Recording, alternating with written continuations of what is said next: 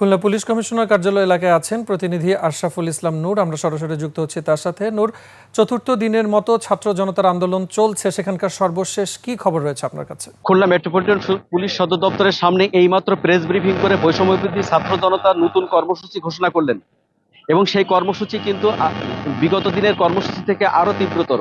খুলনা মহানগরীর প্রবেশদ্বার খুলনার খানজান আলী অর্থাৎ রূপসা সেতু ব্লকেট করার কর্মসূচি দিয়েছে আগামীকাল বিকাল ৩টায়। বিকাল ৩টায় এই রূপসা সেতু ব্লকেট কর্মসূচির মধ্য দিয়ে আন্দোলনের আরো তীব্রতার ঘোষণা করেছেন বৈষম্যবিরোধী ছাত্র আন্দোলন। আমরা বৈষম্যবিরোধী ছাত্র আন্দোলনের নেতা যিনি কর্মসূচি ঘোষণা করেছিলেন, আমরা জেলার বাপ্পি, আপনারা কি কর্মসূচি নিয়েছেন আগামীকাল?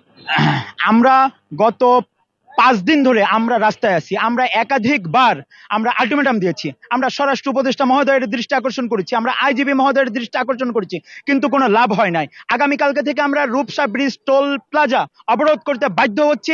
আগামীকাল বিকাল 3টা থেকে আমরা খুলনাবাসীকে এই কর্মসূচি সফল করার জন্য আহ্বান জানাই।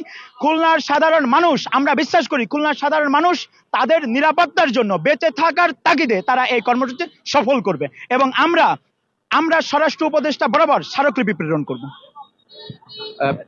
আগামীকাল স্বরাষ্ট্র উপদেষ্টা বরাবর স্মারকলিপি এবং রূপসা সেতু ব্লকেট কর্মসূচির মধ্য দিয়ে কিন্তু আন্দোলনের নতুন মোড় নিচ্ছে বলে আমরা জানতে পেরেছি।